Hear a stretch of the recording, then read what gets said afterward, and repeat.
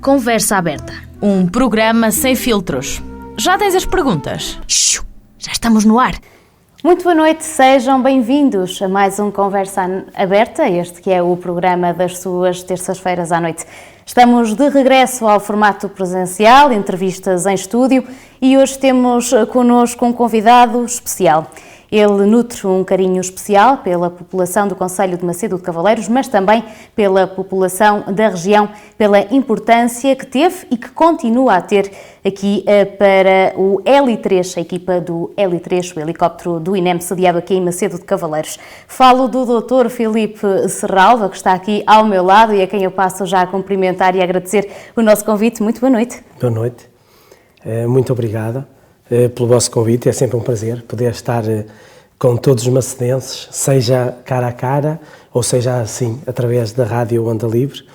Eu estou cá há 11 anos, o helicóptero começou no dia 1 de abril de 2010 e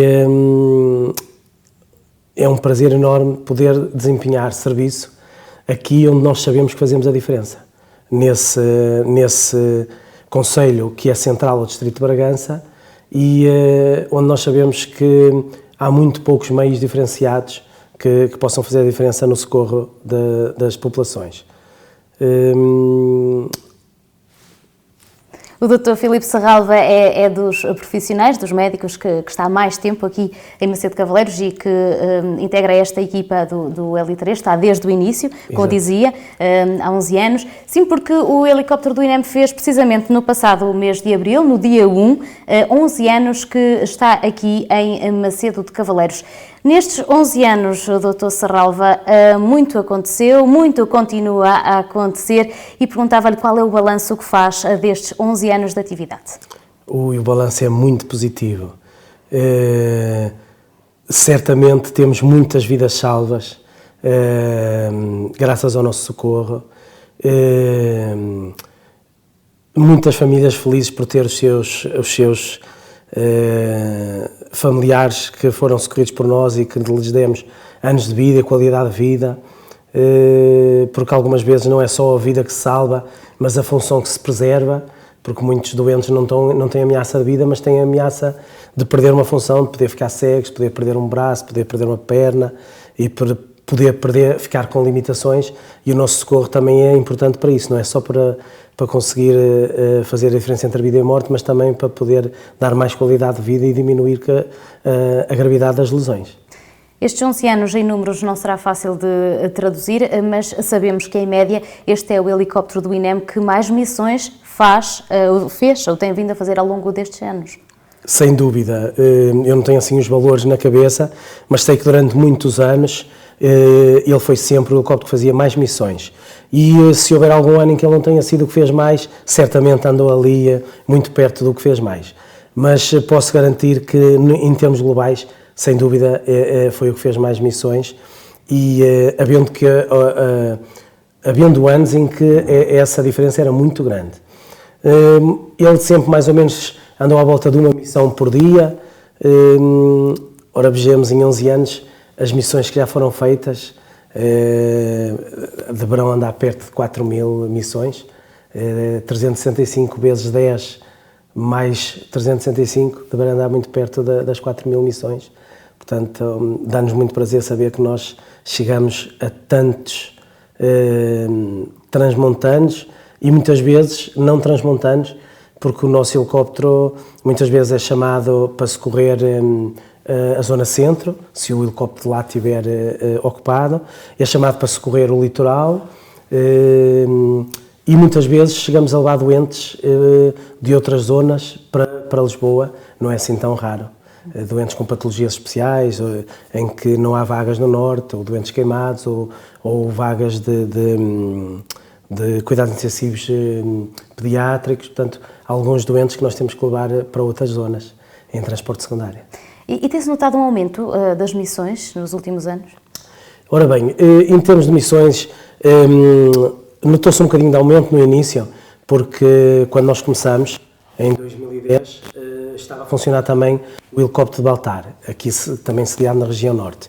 e então eram 2 helicópteros a fazer socorro, e quando o dispositivo mudou, em 2012, notou-se um aumento das missões para o nosso helicóptero, porque na Zona Norte passamos a ser só nós a fazer socorro. Entretanto, desde aí tem estabilizado, é como digo, mais ou menos aproximadamente uma missão por dia, e não se tem notado grande aumento. Houve uma ligeira diminuição naqueles meses iniciais de pós-pandemia, principalmente na primeira vaga, porque nós tivemos muito poucas saídas para situações de trauma, porque as pessoas não andavam na rua, as pessoas trabalhavam menos, portanto havia muito menos movimento e notou-se uma diminuição nessa fase. Entretanto, a coisa normalizou e estamos a fazer o trabalho em termos de números que normalmente fazemos. E porque falou da pandemia, a equipa do L3 também teve diretamente alguns serviços relacionados com transporte de doentes Covid-19 ou não se verificou muito isso? Desejavelmente, o transporte de doentes de Covid deverá ser feito por outros meios, para não poder, porque depois, pela desinfecção da cela, para não tentar hipotecar o meio. Normalmente o transporte dos doentes Covid é um transporte secundário em que pode ser o transporte assegurado por outros meios. No entanto, não inibe que nós tínhamos sido chamados para situações em que as pessoas, de situações de acidente, situações de trauma, em que as pessoas poderiam ter Covid ou não, e depois nós vinhamos a saber a posteriori, sendo que nós tínhamos que ter todos os cuidados como se os doentes tivessem Covid, com toda a proteção para os profissionais de saúde que era exigida. Uma equipa de transporte é composta, salvo erro, por 4 elementos, correto? O piloto, copiloto, um médico e uma enfermeira. E também vamos aqui aguçar um bocadinho... E temos também o técnico de manutenção aérea, que embora não vá nas missões, nos voos, ele é fundamental para que o helicóptero esteja em condições de poder voar e que tenha todos os procedimentos de segurança e, portanto, ele também faz parte da equipa. Somos 5, apesar de só 4 é que voarem e fazerem as missões no local.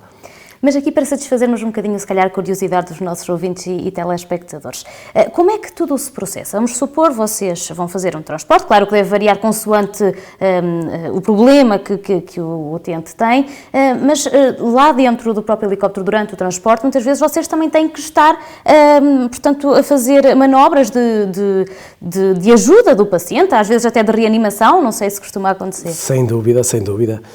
Acontece termos que fazer suporte avançado de vida, a vítima pode estar em paragem e nós temos que iniciar a reanimação. Acontece nós temos que dar choques em vítimas que têm que ser desfibriladas, quer seja por paragem, quer seja por outras situações de instabilidade, não é assim tão raro.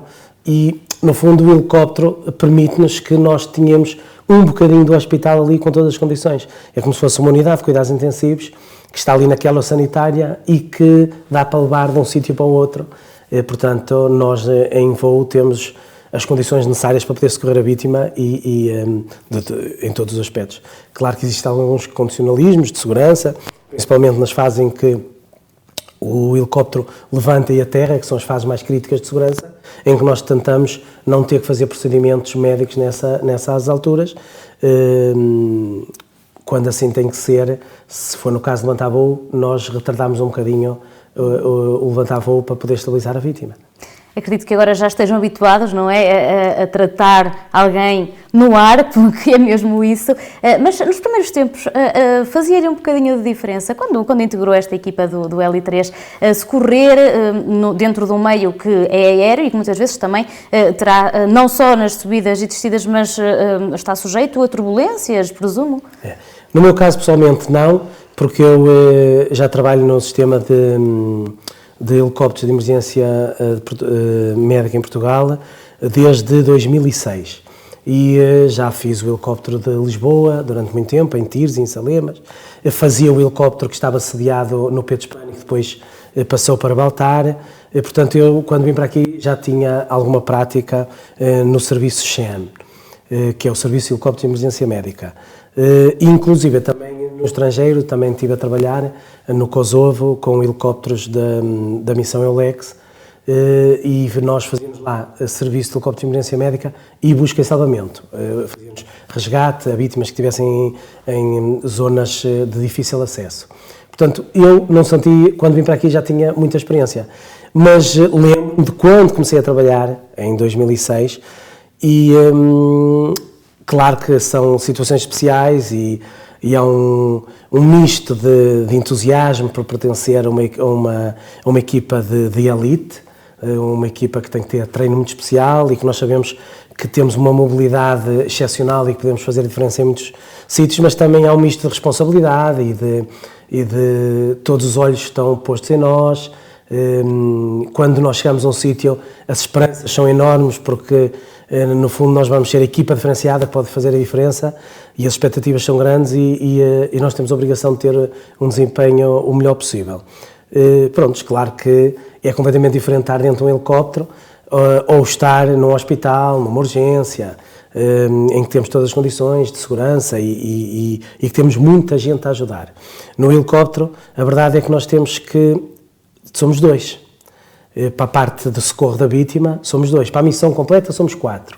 Somos 5, há um que fica em terra, mas somos 4 porque a nossa segurança, em termos de voo, está nas mãos do comandante e do piloto, de ambos os pilotos, mas em termos de socorro à vítima, sou eu e o enfermeiro que está comigo que temos que contar um com o outro e que temos que fazer o melhor possível. Portanto, claro que são situações desafiantes, que eu não digo que metam medo, porque nós que trabalhamos nessa área não temos medo, porque a nossa motivação é muito grande, mas temos uma vontade muito forte de fazer bem a missão e corra tudo pelo melhor. Este helicóptero que tem feito toda a diferença aqui na região transmontana, mas, como deve ser da memória de muitos, ele esteve em risco de abandonar aqui a sua sede no concelho de Macedo de Cavaleiros. Remontamos com isto ao ano de 2012, quando queriam fazer então uma reformulação nesta questão dos meios aéreos e ele poderia ser reposicionado em Vila Real, mas aqui é caso para dizer que a união fez a força e com muitas lutas, foi um processo de 4 anos, foi possível que o helicóptero ficasse aqui em Macedo de Cavaleiros. O Dr. Filipe Serralva foi uma das vozes já ativas neste processo. Foram tempos difíceis esses. Recorde-nos um pouco o que aconteceu nessa altura. Eu tive a sorte de estar perto das pessoas que foram voz ativa e de ser amigo de alguns, e houve muita gente a lutar por essa causa, pela permanência do helicóptero aqui em Macedo de Cavaleiros, no centro do distrito de Bragança. Eu estive perto deles e tive o prazer de poder assistir à determinação dessas pessoas, à luta, à união, e é como diz, a união é que fez a força, porque quer o falecido e querido amigo Elídio Mesquita, de quem tenho uma amizade muito grande e que sei que é um anjo que está lá em cima sempre para nos proteger, a nós, a equipa do Heli de Macedo, o Heli 3, quer na altura o Presidente da Câmara de Moncorvo, o Aires Ferreira e todos os autarcas que se uniram, quer aqui localmente, eram pessoas que lutaram muito, o Dr. Duarte Moreno, o Dr. Rui Vaz, são pessoas que apoiaram muito e muitas outras pessoas. Eu lembro que o Comandante Joca também teve um papel importante na união. No fundo, eu acho que toda a gente percebeu a importância que este meio tinha nesta região. Eu recordo perfeitamente que os meios de comunicação social, todos, sem exceção, adotaram esta causa e passaram imensas notícias e deram uma cobertura enorme às manifestações. E eu acho que ninguém como os meios de comunicação social para perceberem quando uma causa é justa e quando as vozes que se levantam devem ser ouvidas. E neste caso foi excepcional o facto de nós vermos câmaras de partidos diferentes, do PS, do PSD, ou coligação com o CDS, e vermos toda a gente unida a lutar por uma região. E, no fundo, deixar as preferências partidárias de lado, e acho que foi esse o segredo do sucesso. E acho que todo o país compreendeu que este meio, que foi uma compensação por fechar outros meios de saúde, na região não poderia agora ser retirada porque, no fundo, iam estar a perder aquela compensação. Portanto, tive a sorte de estar perto das pessoas que lutaram por esta causa. Se na altura o helicóptero tivesse, de facto, saído aqui da sua sede em Macedo de Cavaleiros, poderíamos ter tido consequências trágicas? Eu não quero estar a fazer especulação, mas aquilo que eu sei da minha experiência pessoal aqui e desses 11 anos de serviço e com muita frequência, é que houve alturas em que nós conseguimos salvar as vidas por questões de minutos. E se não fosse assim, eu não sei se essas vidas poderiam ser salvas. Portanto, tenho a certeza que o facto deste meio estar aqui fez a diferença em muitas situações. E ainda hoje tem esse papel? E ainda hoje continua a fazer e todos nós sentimos uma alegria muito grande por poder participar desta missão, que é a missão de emergência médica por serviço de helicópteros. E aqui nessa região, que nos trata tão bem e que nós sabemos fazer muita diferença. Porque nós não podemos esquecer que neste distrito existe um hospital, mas que está num canto do distrito, está em Bragança, muito perto de Espanha, e que para baixo desse hospital nós não temos nenhum grande hospital médico-cirúrgico. Temos aqui o SUB de Macedo, temos Mirandela, mas esses hospitais não têm muitas valências que são fundamentais. E além disso, não temos nenhuma viatura médica de emergência e reanimação, porque temos a de Bragança e depois só vamos ter a de Vila Real, ou então para Sul, a VMER está muito longe, que penso que seja Castelo Branco a que vem a seguir.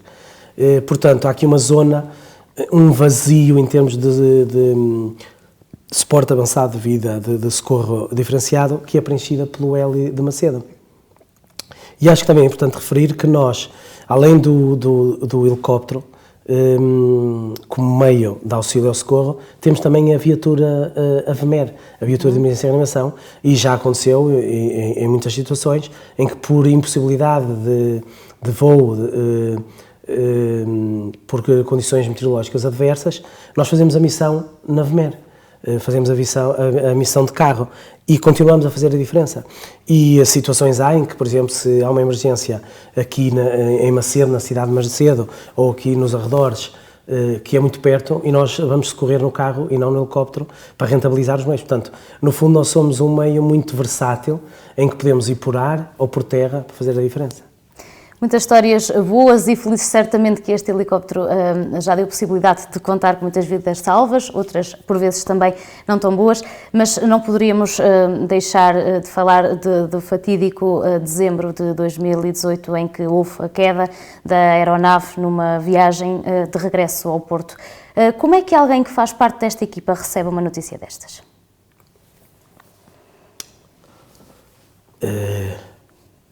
Muito duro, muito duro.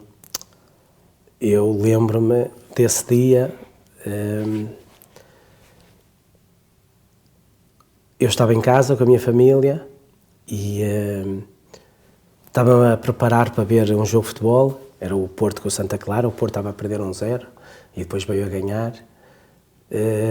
E a minha esposa chegou a me ver com o telemóvel a dizer: olha, tens 3 chamadas de Macedo de Cavaleiros. E eu olhei e vi que quem me tinha ligado tinha sido o Dr. Benjamin, o Presidente da Câmara, tinha-me ligado também o Joca, o Comandante dos Bombeiros, e tinha-me ligado o meu querido amigo, o Zé António, de Lagoa, e eu achei estranho. E o que eu pensei logo, aconteceu alguma coisa em Macedo com algum amigo meu de Macedo, e eu então, o que é que pensei? Bem, vou ligar para o Joca, que é dessas pessoas todas, é o operacional, portanto, se acontecer alguma coisa, e ele saberá o que é que se passa. E liguei ao Joca e perguntei ao Joca: está tudo bem? E ele disse-me: o nosso helicóptero está desaparecido.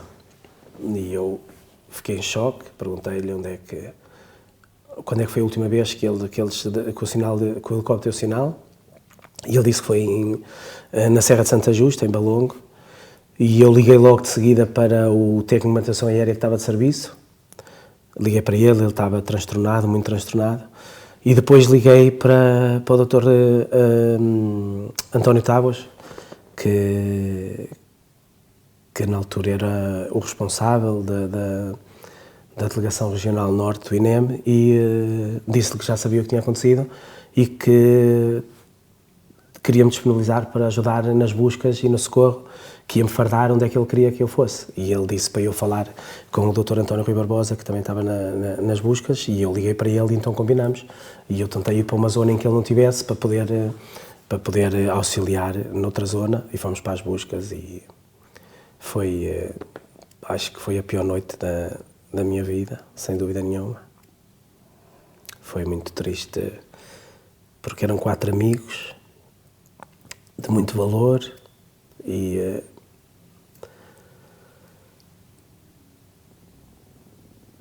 dói muito falar nisso, e acho que prefiro passar à fase seguinte e dizer como é que todos nós tentamos processar esse acontecimento na nossa mente, e o que nós pensamos é que agora eles são 4 anjos que estão lá em cima a zelar pela nossa segurança e a proteger-nos.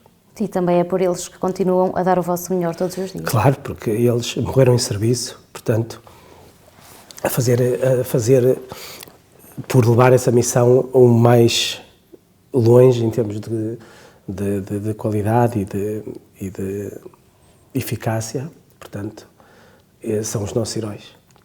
Este é, sem dúvida, um tema que o emociona e que também nos emociona a todos nós, porque todos nós sentimos, não tão de dentro como o Dr. Serralva, mas todos nós sentimos um pouco esta tragédia, porque, de facto, aqueles que olham pela nossa segurança todos os dias tiveram essa fatalidade, e acho que nos tocou bastante a todos. Mas passemos à fase seguinte.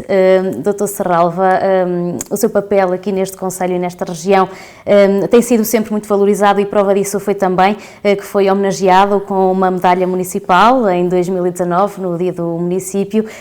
Como é que recebeu esta homenagem? Como é que encarou esta homenagem por parte aqui do município de Macedo? Com uma alegria enorme, porque eu sei que essa homenagem que foi dada pela Câmara, e que eu muito agradeço e muito me agrada e me torna feliz, mas eu sei que mais importante que essa homenagem é a maneira como todas as pessoas de Macedo me tratam no dia-a-dia, o carinho, a amizade. Eu posso contar que uma vez um dos comandantes, que já foi aqui comandante de piloto do helicóptero, ligou-me e precisava de um favor, e então disse: "Meu Serralva, onde é que tu estás?" E eu disse, a brincar, disse: "Estou na minha segunda terra." E ele disse: "O quê? Estás em Penafiel?" Como quem diz que Macedo era a minha primeira terra. E pronto, eu sinto um carinho enorme. Eu sou de Penafiel, é uma terra que eu gosto muito e que agrada muito, onde tenho muitos amigos e tenho a minha família toda, e decidi fixar-me. Mas Macedo eu tenho um carinho enorme, e vejo isso na rua. Quando eu posso contar quando eu tive o acidente e na A4, e que fui contra o caminhão e que estive internado nos cuidados intensivos de Vila Real. E eu depois vim a saber, eu tive sem vir cá trabalhar 4 meses, mas vim a saber quando vim a trabalhar que as pessoas pediram para rezar missas por mim. E as pessoas encontravam-me na rua e faziam uma festa enorme, por me verem bem. Por isso, no fundo, eu tive essa homenagem dessa medalha que a Câmara me deu, mas o que eu olho é para essa medalha como sendo uma materialização do carinho que todos os macedenses têm por mim e que eu tenho por eles e que tento retribuir. São já 11 anos que está por cá, esperemos que fique durante muitos mais anos, mas um dia que deixe, portanto, de trabalhar aqui para o L3 e que se fixe mesmo a 100% nas suas raízes, vai deixar saudades? Eu nunca mais vou deixar de cá vir. Nunca, tenho tantos amigos cá, tantos motivos. Eu trago imensas vezes a minha família e os meus 3 filhos, e toda a gente aqui conhece a minha família, vem cá imensas vezes, por isso estarei ligado a Macedo para sempre. Eu e a minha família, isso tenho a certeza, independentemente do vínculo que eu tenho ao L3, portanto, um dia que eu me reforme e que já não trabalhe, eu vou ter até mais tempo para ter mais convívio com todos os meus amigos aqui de Macedo. Além de integrar aqui esta equipa do L3, o Dr. Sarralva tem outras profissões, sempre ligadas à medicina, mas está a exercer a profissão em outros locais. Neste momento, onde é que está? Eu faço a viatura de emergência e reanimação do Hospital Penafiel, a viatura médica Val de Sousa. Faço parte da equipa de intervenção rápida do Autódromo de Estoril e do Autódromo de Portimão, que é chefiada pelo Dr. Marcelo Vilares, com quem eu já trabalho há muitos anos e com quem eu tenho o prazer de poder trabalhar sobre a sua alçada. Ainda agora estive a prestar serviço para a prova de Fórmula 1 em Portimão. Há 15 dias estive a prestar para o MotoGP. No fundo, é fazer aquilo que eu mais gosto, que é a emergência médica em todos os ambientes. E é claro que tudo que sejam ambientes diferentes é sempre excitante e desafiador. Seja no helicóptero, seja no carro, seja em circuitos, autódromos. Portanto, o socorro é necessário em todo lado e a desgraça pode acontecer em todo lado. E se nós pudermos aliar a nossa profissão com algum divertimento, melhor. Agora já não, mas já esteve à frente da direção também de algumas unidades de urgência do país. Já fui o diretor do Serviço de Urgência do Hospital de Guimarães, Sr. de Oliveira, já fui o diretor do Serviço de Urgência do Hospital Penafiel e, no fundo, foi fazer aquilo que eu tanto gosto, noutro papel, ou seja, ajudar as pessoas a ter um melhor desempenho, a ter melhores condições, também na prestação de cuidados médicos urgentes, porque existe a missão pré-hospitalar, ou seja, feita na rua, mas existe depois a missão intra-hospitalar e a continuação de cuidados de saúde com elevada qualidade e diferenciados é fundamental, e é fundamental que haja um entendimento perfeito entre quem trabalha cá fora e quem trabalha lá dentro, e para que o socorro tenha uma linha contínua de tratamento e que a saúde das pessoas possa ser salvaguardada de forma mais eficaz. Como disse, a emergência médica é a sua paixão, se assim pudermos chamar, mas todos sabemos que a emergência médica exige muito da disponibilidade do profissional, porque as ocorrências não escolhem dias, não escolhem horas, que é mesmo assim. Como é que é gerir todos estes, portanto, todas as vertentes onde trabalha na emergência médica no seu dia-a-dia? Eu costumo dizer que nós, na emergência médica, somos como se fôssemos a tropa de elite. Porque nós temos que gostar, nós temos que ter paixão por o que fazemos, porque as coisas más ou desagradáveis que nos podem acontecer no desempenho da nossa missão são tão duras que se nós não gostarmos do que fazemos não conseguimos ultrapassar. Eu até costumo dar o exemplo de outras áreas da medicina que têm um perfil vocacional enorme, que é o caso da pediatria, onde as pessoas que lá estão são vocacionadas para aquilo, gostam muito, porque senão não iam conseguir. Quem é que ia conseguir ver uma criança a sofrer ou ter problemas graves se não tivesse realmente um gosto enorme por aquilo? E digo também as pessoas que trabalham na oncologia, que realmente têm uma capacidade de entrega, de vocação enorme. E eu acho que a emergência médica equipara-se a essas duas áreas da medicina, pela vocação, porque não é possível alguém que não goste muito dessa área fazer o seu trabalho de forma eficaz e de forma plena. Sejamos nós médicos, sejam os enfermeiros, sejam os bombeiros, sejam os técnicos de emergência pré-hospitalar, portanto, sejam os psicólogos que trabalham na rua, no caso do INEM, portanto, todas essas vertentes do socorro e da assistência às vítimas têm que ser feitas, as pessoas têm uma vocação muito grande para conseguir superar as coisas más. E nós sabemos que as boas ultrapassam isso tudo. O nosso sentimento de ajuda, de dedicação ao outro, o nosso sentimento de que estamos a contribuir para que as pessoas sejam mais felizes, isso preenche-nos muito. E eu sei que isto é comum a todos nós que trabalhamos nessa área, independentemente da profissão.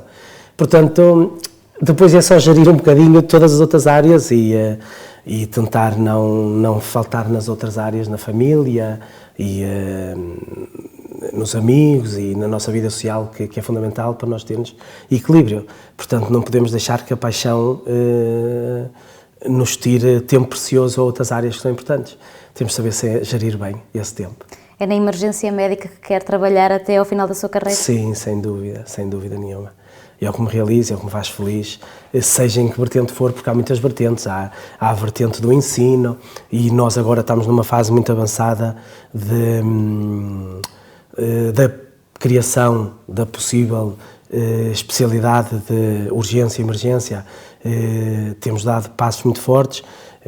Já são poucos os países da Europa que não têm essa especialidade e isso é fundamental para que haja aquela tal cooperação perfeita entre o intra-hospitalar e o pré-hospitalar e para que as pessoas que têm essa vocação e gostam dessa área possam trabalhar e sentir que têm uma carreira segura, que têm progressão na carreira e que em outras fases da vida se podem dedicar a outras áreas não tão intensas, como o ensino, como a regulação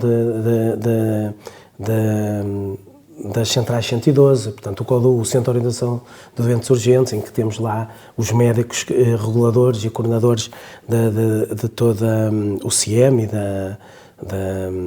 do socorro e da emergência médica. Portanto, eu só me vejo a fazer isto, seja em que vertente for.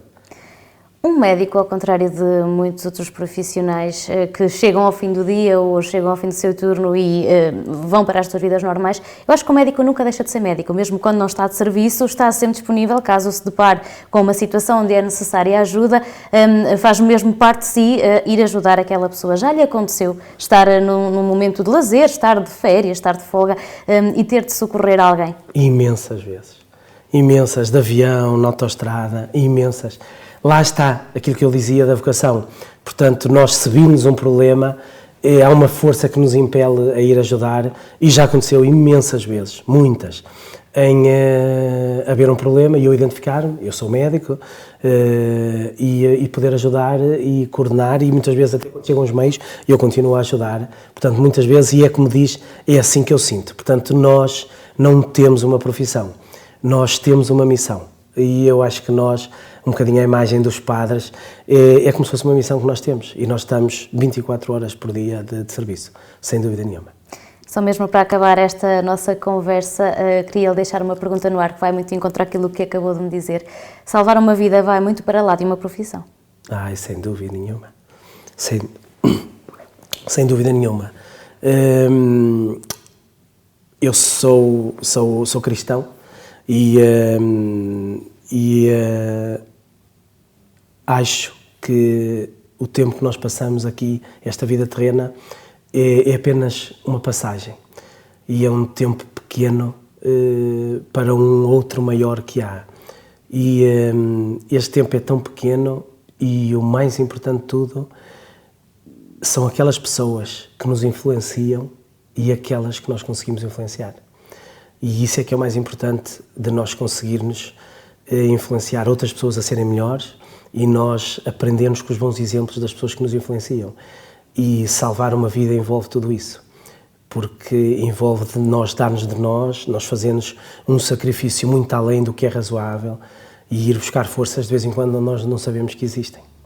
E com isto contaminar e contagiar toda a gente à nossa volta, para que essa onda seja maior de gostar do ser humano, de gostar do homem em sociedade, sem dúvida nenhuma. É muito mais que uma profissão. Sem dúvida, uma missão, e uma missão muito nobre. Doutor, muito obrigada pela sua presença, foi um gosto tê-lo connosco a falar deste tema, falar sobre o L3, que nos dá tanta segurança a todos aqui na região. Muito obrigada por ter aceito o convite e também muito obrigada pelo seu trabalho e por estar sempre disponível para nós na região. Obrigada. Eu é que agradeço, obrigado. Quanto a si que nos acompanhou também, o nosso muito obrigada. Já sabe, estamos de volta na próxima terça-feira. Boa noite. Conversa aberta. Terças-feiras, das 21 às 22, aqui na Onda Livre.